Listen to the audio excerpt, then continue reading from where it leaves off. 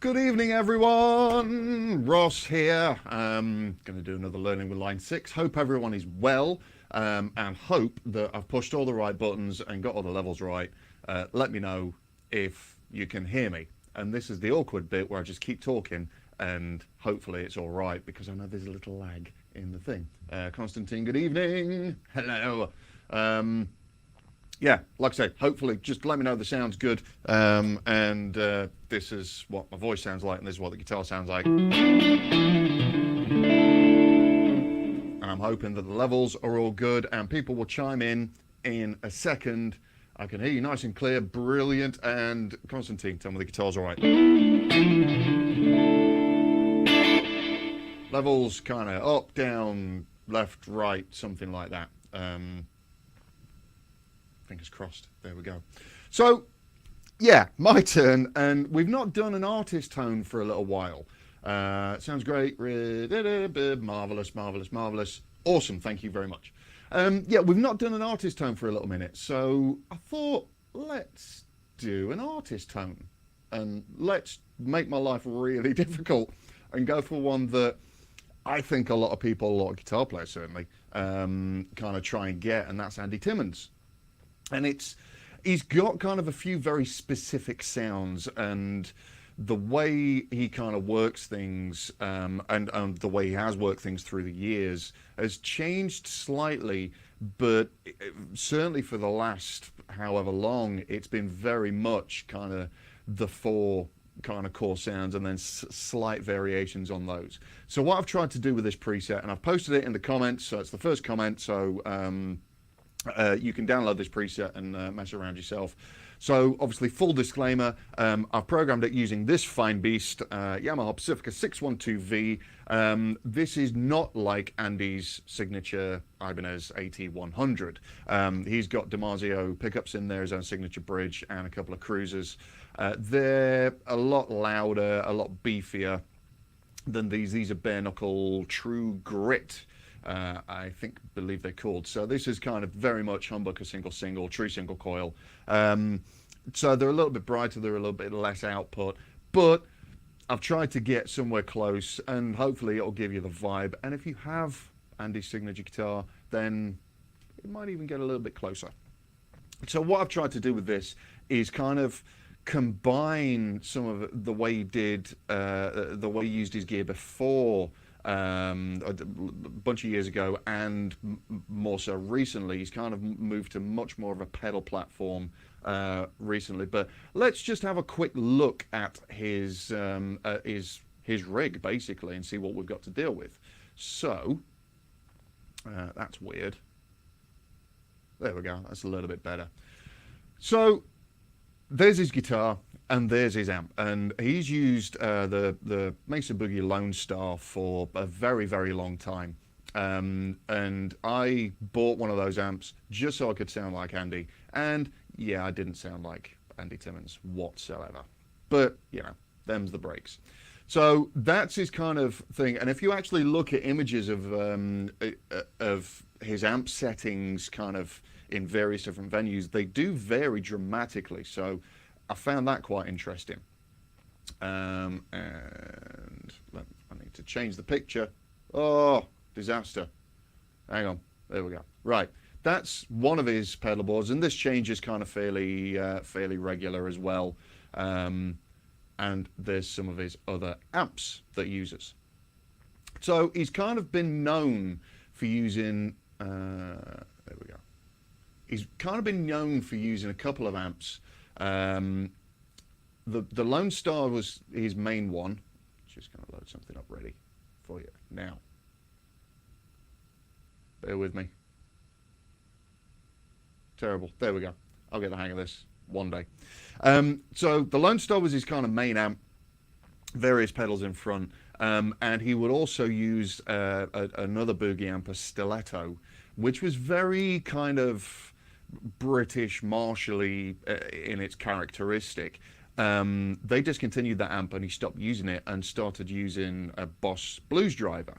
So what I've tried to kind of get that sort of sound. And what I've tried to do is emulate that. Now, within Helix, we don't have a Blues Driver model. and one of his other main pedals, or two of his other main pedals, the exotic Bb Preamp. We don't have one of those, so I've improvised a little bit. And more recently, he's using, for his main lead sound, JHS Signature AT, which is kind of a modded version of the Angry Charlie. Awesome pedals. So what I've given in this preset as well is I've tried to get some of those sounds and mimic them as best I can, even to the point of the Lone Star gain channel is different to the Angry Charlie or the AT pedal. So I've chucked a different pedal in there to try and emulate that, because it is a different feel and it's a slightly kind of brighter and clearer tone than the gain channel with the Bb Preamp, which he was using for a little while as well. Let me try and get this. So let's just have a little rundown of what I've got in this preset and what I've done. So there we go. Right. So you can see I've got a ton of stuff in there. We won't do the wah because it just sounds like a wah. I don't hear him using a wah too much. Same with the phaser. He's got a phaser on the board. I don't hear him using that too much either. Make sure I'm sharing. Yeah, I am. Good. But we've got a bunch of pedals and we've got two different amp models in here. So the signal goes guitar into the wah. We've got a split into just an octave below pitch shifter. He started using a POG a little while ago. We've also got a delay in there. And that's just a Bucket Brigade kind of slapback delay, which he uses for the Sgt. Pepper's album, which I didn't learn, so we'll do something resembling that. Phaser, like I say, I've not heard him use too much. There is an octave kind of fuzz that he uses, which I believe is a GNI. Now, the Tyker Bray fuzz that we've got in here, that was a little bit too gnarly.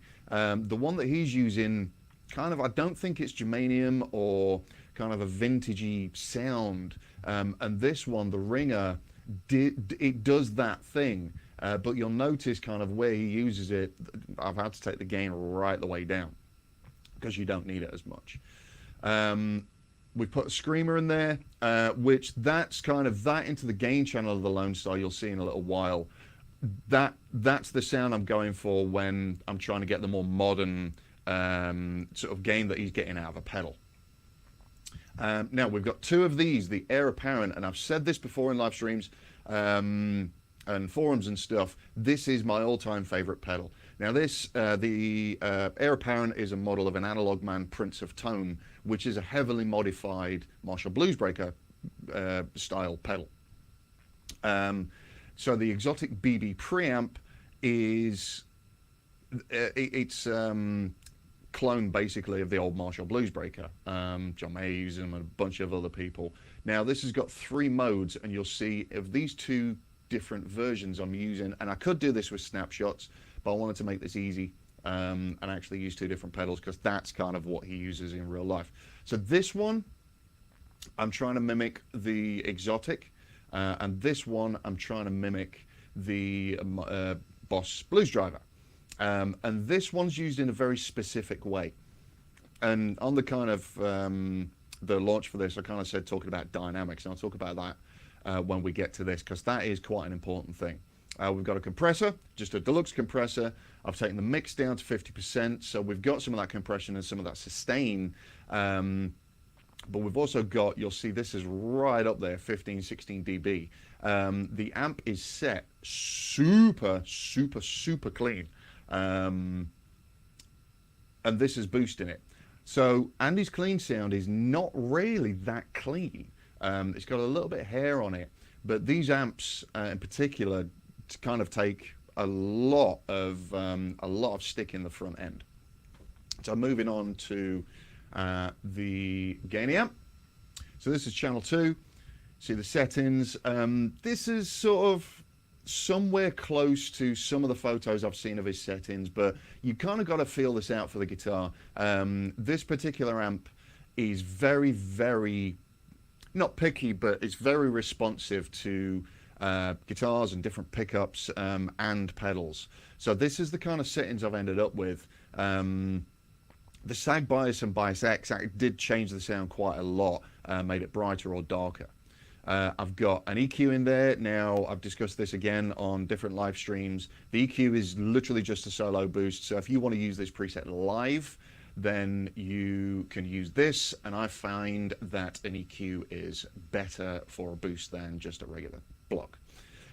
For the cab, so Andy uses the Lone Star combo quite a lot and has that on top of a rectifier 2x12. I found that the 212 Silver Bell is actually quite close to that sound. I've used the 160 Ribbon, which isn't as dark as the 121, certainly not as the 438.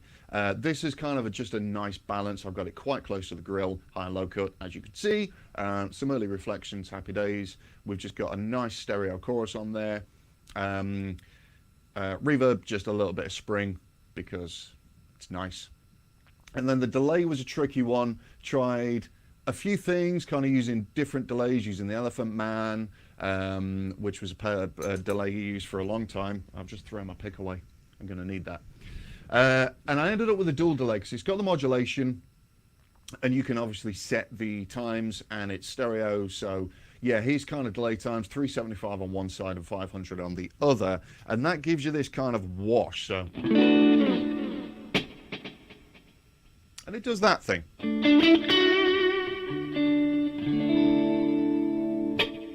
And you can kind of hear that modulation going on. So let me, we'll stick with this for now. Any questions, by the way, just shout. Tony's in the house. Evening, Tony. Evening, afternoon, wherever you are. It's evening for me. So let's go through some sounds, because I've talked far too much. So like I say, we'll start with a clean sound, and this is literally compressor going into the to the clean channel, into the cab, delay and reverb. He's generally always got his delay on, and it just gives you that nice wash of sound. And it kind of does this, and I'm going to absolutely butcher. I'll apologize to Andy Timmons fans out there, but I will be butchering some of his riffs tonight. So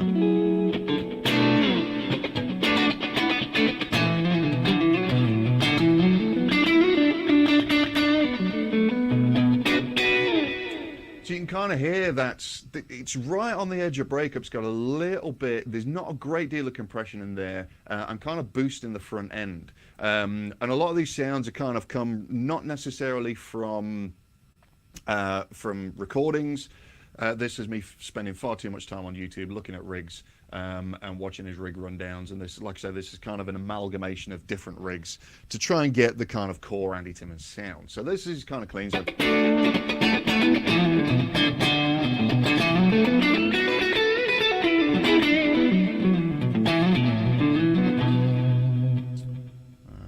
Nick and Chris, there we go.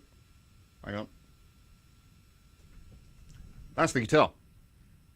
For anyone that missed it, Yamaha Pacifica 612V, marvelous with bare knuckle pickups. Yeah, no problem, Matt. You're welcome. So there's his clean sound, and it does that kind of.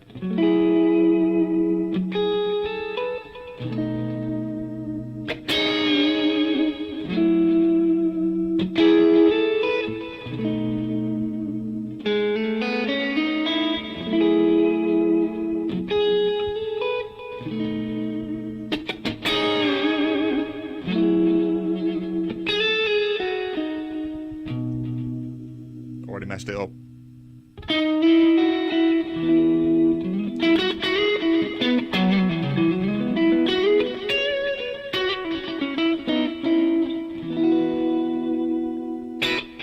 So you can kind of hear that modulation on the repeats of the delay. It's just a really nice wash of sound.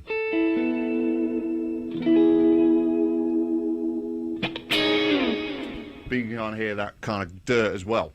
So on the preset as well, I've got Snapshot 2. So, oh, there's a single call. Sorry about that. Constantine, is this amp pre-power amp stage? Yeah. So let me bring that up. So, just on that, Mesa amps in general are a bit of a pain to dial in. This is not. it's kind of got a little bit of the Mark series about it in where the EQ is, but it's a lot easier to dial in than a Mark series. I've had Mark series and they're absolute a nightmare. But yeah, pre-power amp stage. Yeah, sorry. It's the full amp going through, because I'm using 2 amps. It's the clean channel and the dirty channel into one cabinet, basically trying to keep it all kind of as you would in real life, whatever that means. And yeah, you make a point about the bass being pretty low. That amp and Mesa amps in general, the bass needs to be, for the most part, nearly off. They're super bassy, and where the EQ generally is put in the circuit is actually pre-gain stage. So if you crank the bass up, it doesn't actually really get more bassy because it's already bassy. It just pumps more bass frequencies into the preamp, and it can kind of flub out basically and get a little bit mushy. So that's kind of where I'm coming from there. Rizzo line 6-pod go. Just got here and I have a question. Do I just go main outs for the pod into my PreSonus interface? You can absolutely do that, Rezo. Rezo. Apologies. Yes, out of the main outputs, or you can go to the USB and use it as an interface. You don't necessarily need the PreSonus. But if you're using other stuff, fill your boots. Crack on. So, Snapshot 2. So this is kind of where it starts to get a little bit interesting with the dynamics. So this is kind of where I'm trying to mimic that Boss Blues driver. And he has that set, and he uses the Keeley modded one, which has got a little bit more kind of girth to it, a little bit more bass. And on its own, so this is kind of where he stopped using the stiletto, and he needed something to kind of mimic that kind of British Marshall thing. And he doesn't really use this as a gain pedal. On its own, it's kind of gainy. Oh, did you hear that? That was terrible. Don't know what that chord was.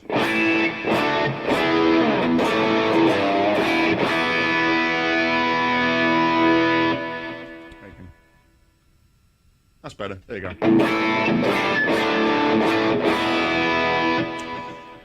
Now, that on its own.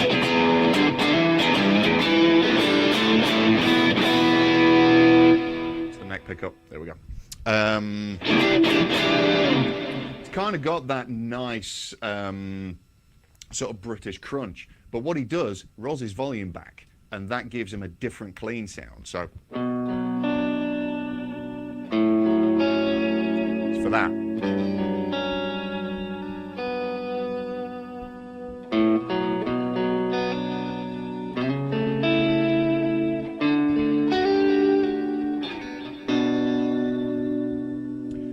So he'll get that sound, he'll roll it back, and he's got the treble bleed mod in his guitar, and you don't necessarily need that with this because it cleans up so well. And this guitar does not have a treble bleed, but you can kind of hear it keeping that high end.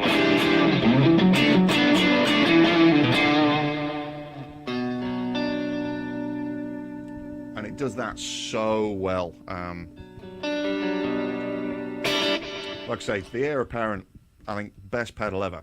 So something he's been doing recently is using that sound for Electric Gypsy. It's one of my favorites.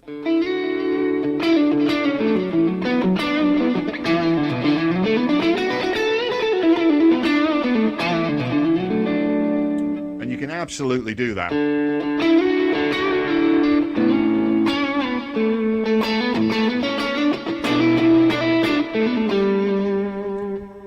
But what you'll hopefully be more familiar with is Snapshot 3, which is the other Heir Apparent. This is trying to mimic the exotic Bb Preamp, and he actually puts that into a compressor. So I would normally have a compressor at the start of the chain, but because of the way his rig used to be, the compressor was kind of back by the amps, and the exotic was going into the compressor. So you'll kind of hear the difference. So.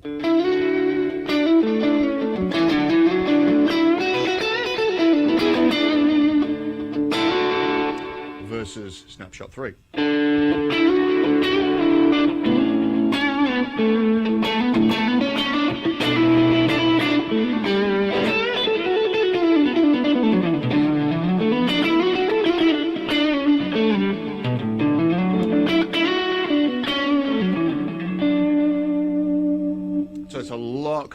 richer and warmer.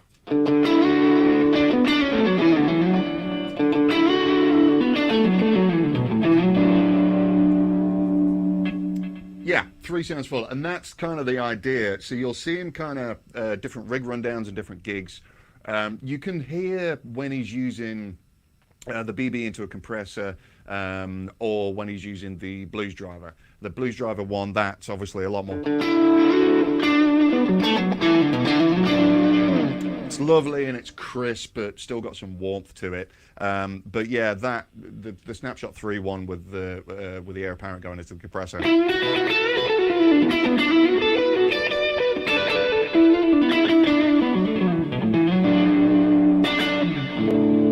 It's just lovely. It's just really, really lovely.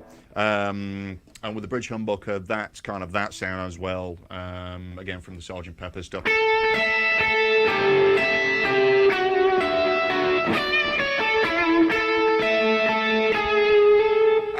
Wrong.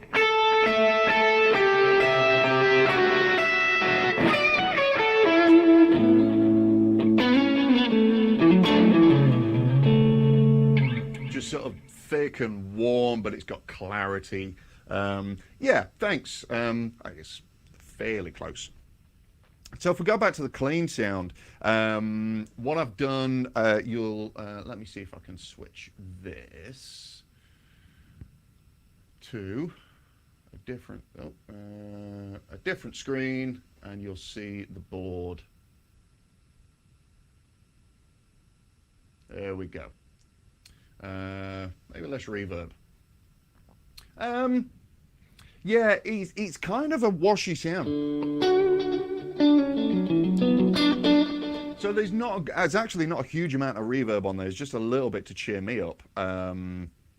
A lot of it is the delay. One thing I didn't do, which obviously you're more than welcome to do, is I put a volume pedal in here just because I'm used to using a volume pedal, which he does not use. He does use a volume pedal as an expression pedal to alter the delay volume. So he can actually blend in more or less delay as he likes, but he does tend to use quite a lot of delay. You'll see how I've got this laid out. So this is kind of laid out for 4 snapshots on the bottom and then 4 instant access on the top. I can switch between actually 2 delays. So you'll have seen earlier the analog delay at the front, right there. There we go. And that's, and I didn't learn this, so apologies. This is going to be awful. But that's that.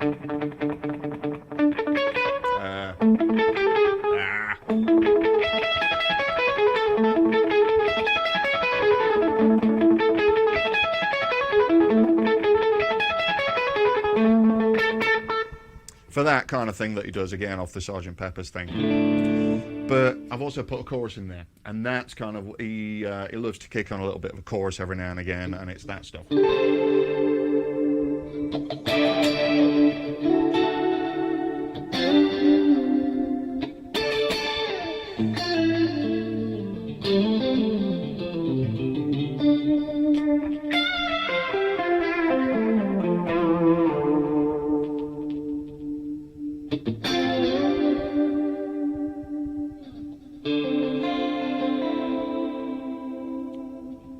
And that's a beautiful segue into Snapshot 4, which is probably the one that most people are waiting for. So that's his gain sound, and it's not dissimilar to kind of an Eric Johnson or a Joe Bonamassa thing. It's just big and thick and juicy, and nice. And so check it out. So.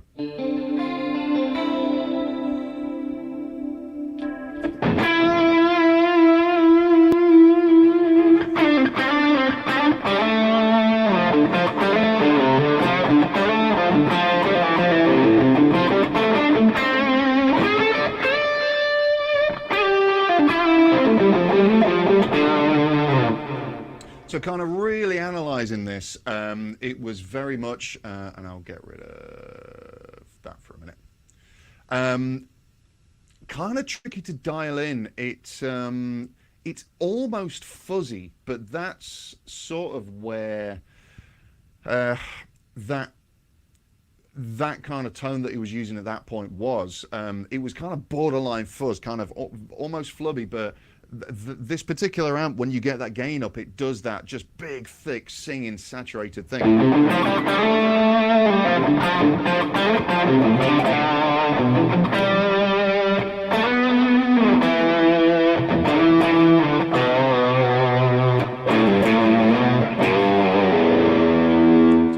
Hear the low end and almost the speakers kind of screaming, but it sustains beautifully.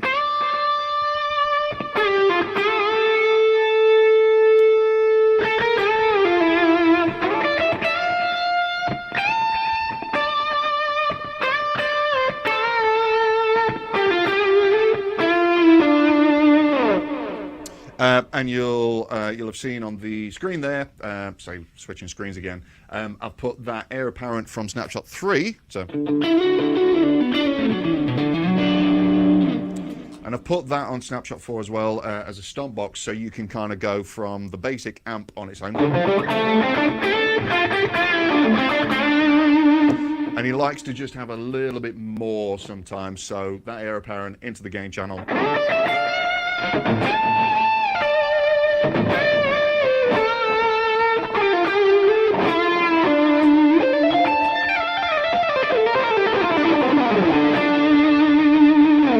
When you need to play loads of notes, which he sometimes does. It's a big, thick sound, and it's brilliant for kind of slower passages. If you're a shredder, it's definitely not that. Now that's kind of where that the JHS signature pedal comes in. It's a lot tighter sounding, and that's what I've tried to do. So what I've done, tried to mimic that using the Scream 808. So levels up, the tone's up, the gain's kind of down, and because of the nature of what this pedal does, it tightens the low end up a little bit more. I like the tone you had on pick clarity. Yeah, you can kind of hear the notes.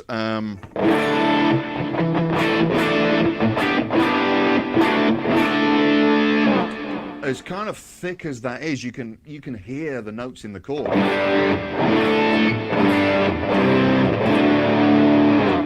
which is great. Kind of with the Air Apparent,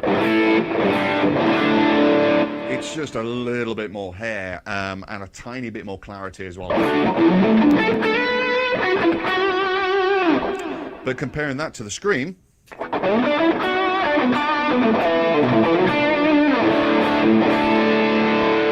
so again, it's still very much kind of Andy Timmons, thick and juicy, but it's got a little bit more clarity and a slightly tighter low end, and that's kind of what his signature pedal's doing. It's not as girthy or as big, it's still huge sounding, but it's a lot tighter.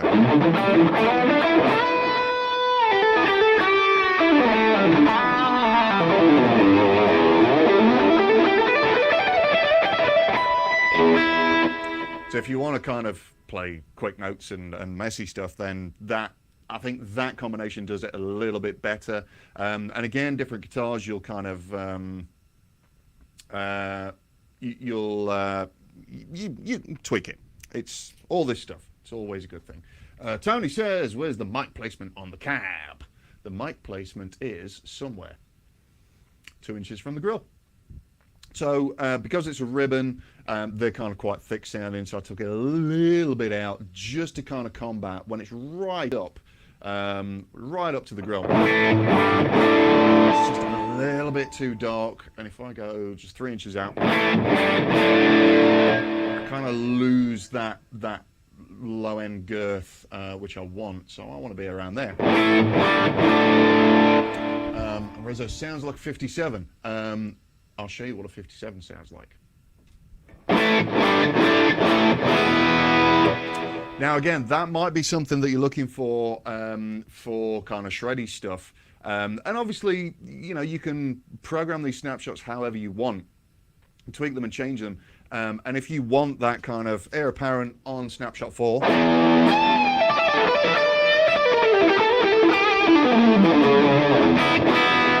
it's, you know, kind of a little bit shreddier, almost kind of Nuno.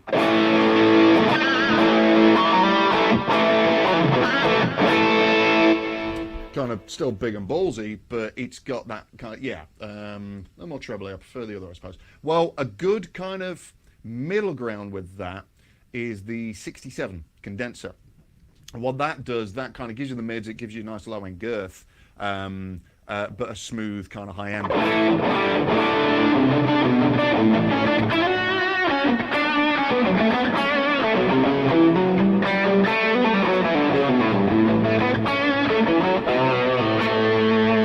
Kind of talked about this before in another live stream. You kind of keep it simple, just the amp, and obviously, you know, you can take the delay and reverb off. This is really just an amp and cab, but you can obviously change these to whatever you prefer, whatever your setup is. For this, I went with a ribbon.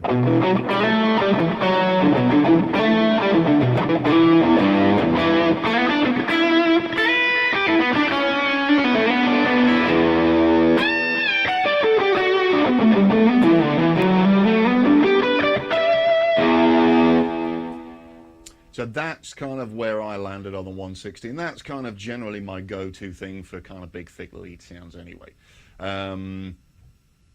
Like I said, there's a volume pedal in there, which just does what a volume pedal does, but you can absolutely take that out and assign the delay level to the expression pedal, because why not? Single note lines on the clean. I'm curious. Yes, you can absolutely have that. Just et. I've probably pronounced that wrong.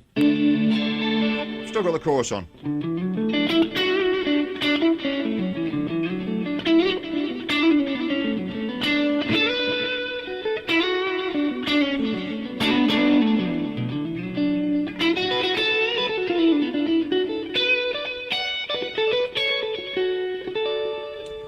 So again, just to kind of make the point, that's a single coil. That's a true single coil, and his neck pickup is technically a humbucker, voiced like a single coil, but it's just bigger and fatter. So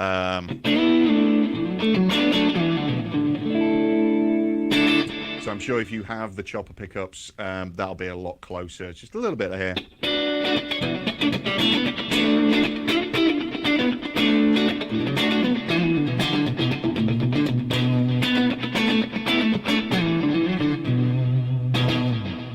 Put the air apparent on that.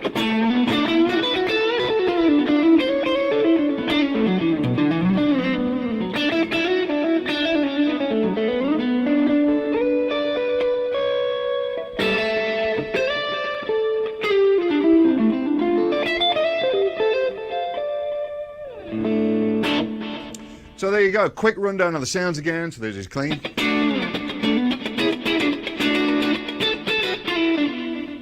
Which is great for that one, if I remember it now.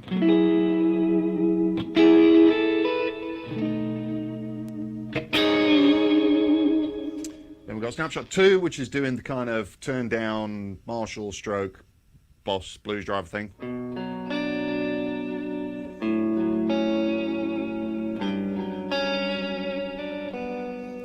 And for anyone that missed it, that's the volume turned down on the neck pickup if you turn the volume up.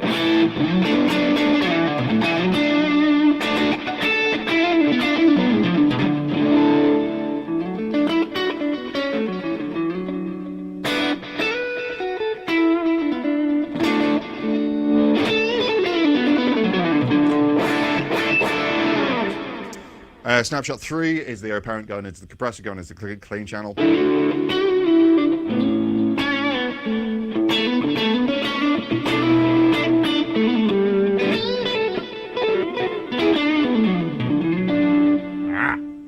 Hands of made of ham, sorry. And then Snapshot 4, the big thick lead.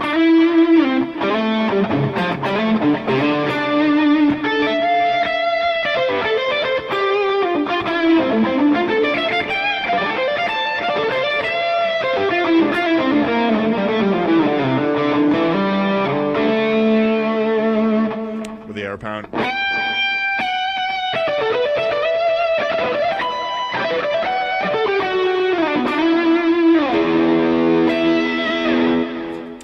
So there's the kind of main sounds that I think Andy's become famous for, but kind of more widely known for. And I believe that they're the ones that people want to get. So there you go. So the preset, like I say, it's right up there in the comments. Feel free to check that out, Reza. What kind of rig was he using in Danger? That's a fantastic question. I don't know. Someone says Laney. I don't think he started with Laney until sort of the first Ear Ecstasy album. I would expect Danger being the kind of band they were. I would expect that to be probably some kind of rack system, some preamp. It wouldn't surprise me if it was an old ADA MP1. It's that kind of thing. Hey, David! Hey, old buddy. Thanks, man. Johnny came in late. What pedal board is this? This is the Helix. There's the full Helix, and it's marvelous. Video is going to be live on Facebook and YouTube, so if you did miss anything, you can always go back. Josh says, sounds great, and is one of my favorites. Endless sense of melody, yeah, absolutely. Do you feel like a scaled down version of this could be achieved on the Pogo? Yes, totally, Josh. And I'll try and get something done in the next few days for you on that. You can absolutely do it through switching presets with certainly the first 3 snapshots. You could totally do it. Just to try and... It's that kind of big, thick lead sound that may be a little bit of a problem. You can get close by kind of changing the clean channel settings and cranking the gain up. It will be slightly different, but you could definitely get close. And if you don't mind switching presets, absolutely, you can get all of this with Podgo, because all this gear is in there, so there's no problem there. George Lynch played through one, and he was my inspiration. ADA MP1, yes. I've got one in my rack here. It's like cause 80s. New. It from France. Hello. Hope everyone is good. So yeah, I think I mentioned briefly about the dynamics. Andy's a really dynamic player, and you take that clean down as a great example. Like I say, it's not really that clean.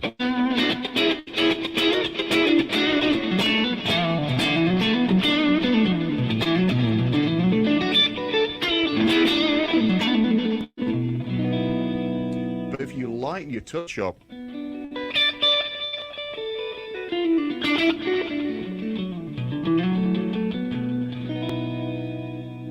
really kind of does clean up, especially on those chorus sounds.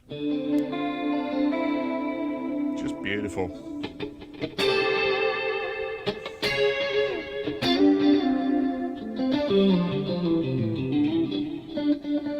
And especially that Snapshot 2, like I said. It's that, but that's not how he uses it. With the gain down, with the volume of the guitar down. These are the only riffs I know, by the way, so I'm going to keep playing them.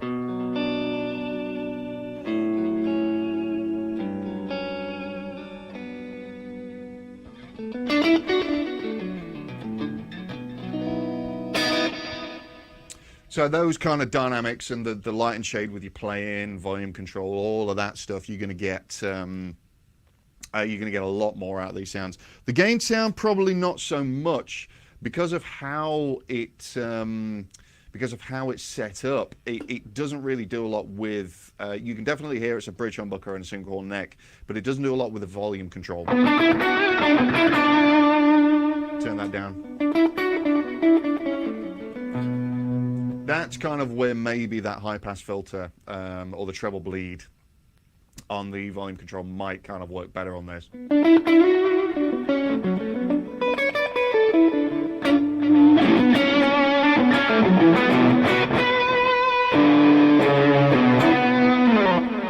It's just full up, bridge humbucker, go, play loads of notes. PV. Yes, I think he did use the Rockmaster preamp for a minute, as a lot of people did. That sounds about right, because that was kind of quite him. So there we go. Reza, just got my Podgo today, can't wait to get... Yeah, man. Brilliant. Much of the HX stump. Give my drivers and see what happens. Yeah, man. I mean, like I said, some of this stuff is just a little bit of experimentation. Although this is for Helix, you can absolutely kind of take elements of this and put them into one preset. There's never more than, there's never more than really 5 or 6 blocks going at once. So you can absolutely do all this with Podgo, with HX Stomp, Stomp XL, any of that stuff. You can get all of these sounds kind of with that. Switching between the kind of legit clean and the legit gain sounds, you might have to change presets, but check it out, see how you get on. Any advice on where to get great IRs? Line 6 Marketplace, Rezo. There is a plethora of IRs on there for your purchasing pleasure. One thing on IRs, I'm using a stock cab on this, and there's absolutely nothing wrong with the stock cabs. Don't let anyone tell you anything different. I've got some IRs. A quick thing on IRs is don't let yourself go down the rabbit hole, because you're just going to lose time and money.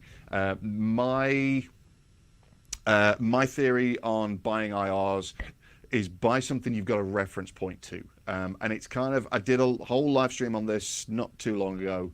Kind of start with what you know, so you've got a reference point and you can go, yeah, I like that, or whatever, and it's just going to save you a load of time and money. But yeah, go to Line 6 Marketplace. There's a ton of stuff on there. Yeah, go and check them out. Any plans to get more chorus pedal options in future firmware updates? Looking for something that fills a room in stereo but doesn't have too much of a phase effect. Bradley, you have kind of already got some in there. If you go to the stereo section, try the Trinity chorus. That's beautiful. And in the legacy section, the Dimension is, yeah, that's kind of just thick and juicy and wide. Go and check those out. Yeah, there's some huge sounding choruses. Obviously, make sure, I don't know how widely known this, make sure there's nothing sort of after that that's mono, because it will sum it to a mono block. If you didn't know, there we go. Currently only have 4 chorus pedals available in 311. I don't think that's true. I will have a look for you. We're off topic. No one cares. Stereo. Go into the stereo section. So you've got 1, 2, 3, 4, and then if you go to the legacy section, which people ignore, you shouldn't. You should absolutely. Analog chorus is big and fat and juicy. That Dimension is stunning. We love that, and you'll see the switches. Yeah, that's the old kind of yeah. People that know will know. And the tri-chorus, that's really nice as well.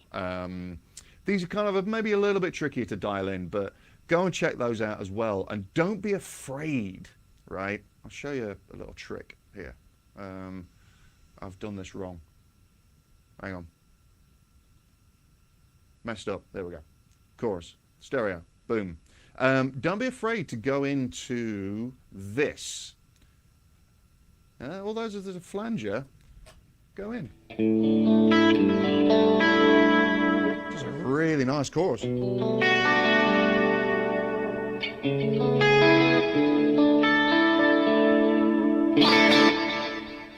Stunning. I like that. And it's a flanger. But that's kind of the Andy Summers chorus that people think is chorus, but it's not. It's a flanger. Yeah. Anyway. Well, very welcome. Worship Tutorials. Good evening. It was a great chorus. Yes, absolutely. Legacy has great stuff. Is there for a reason? Is 8-voice chorus a thing with Line 6? That's an awesome question, and I don't know, Rezo.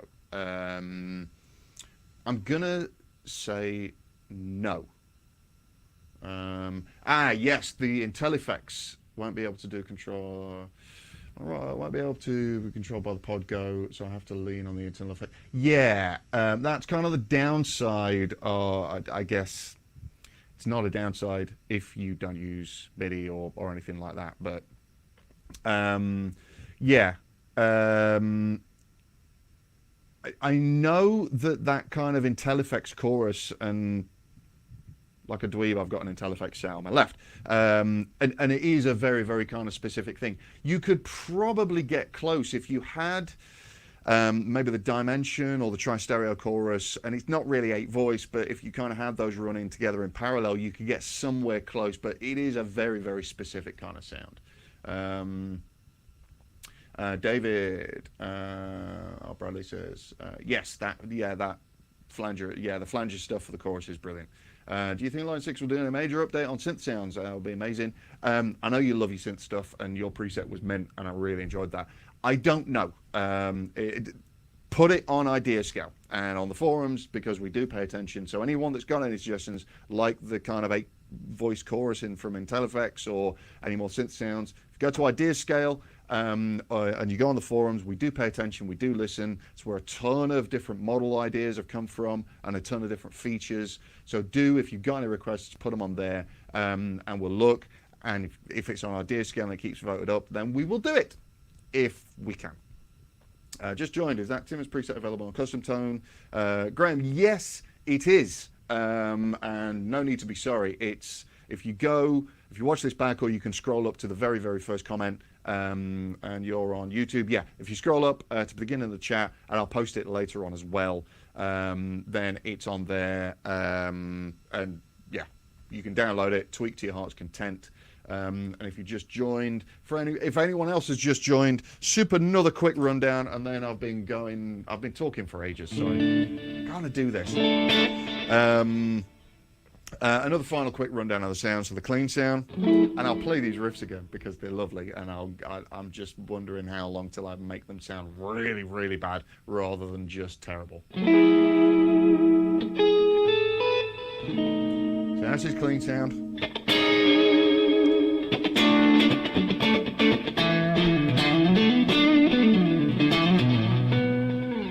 Snapshot 2 is going for that kind of turn down Marshall.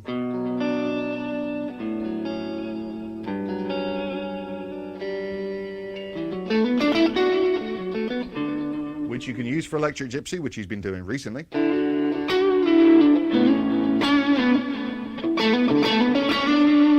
It's a little bit kind of brighter than the gain box going into the compressor.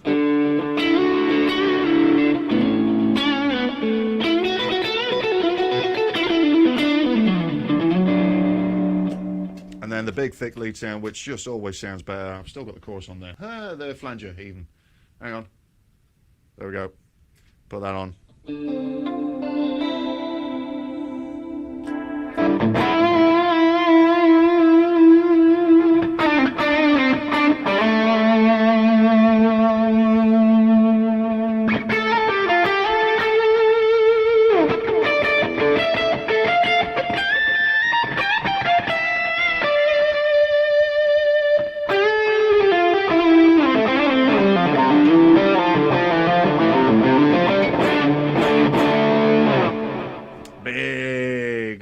And juicy and lovely. Any more questions? Come in. Nice way from Spider Amp to a Helix, so I would say, guys, do this. Yeah, man. Rootsy says, oh, Helix. Helix. Yeah, there's an accent. Don't know. So, thank you so much for tuning in. Go and download the preset and have fun. And next week, I believe we have the delectable Nicholas Bell doing something for you. So make sure you tune in, same time, same place next week. There's already so many presets inside. I don't need to change parameters. There you go. Arena ready sound for sure. Yeah, totally. I think, Rezo, that's a good point actually.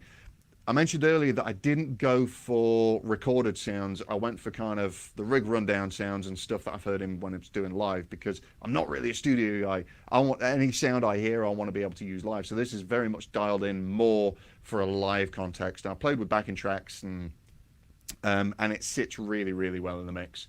And I used this recently for a gig, and it sat well with a band. So yes, it can be gig ready. You can take this out and plug into the PA or power cab or whatever, and it will sound awesome and beautiful, and you will be sounding big and something like Andy Timmons, hopefully. There we go. So there's so many presets inside, I don't need to change parameters. No, but you know, changing parameters are fun if you like changing parameters. But feel free to change parameters because you might find something beautiful. I've talked too much. I'm going to go. Thank you so much for tuning in. Everyone stay safe. Check out Nick Bell next week. He's going to do something and he's going to make you all go wow because he's mint and he's beautiful. Thanks again and see you later. Cheers.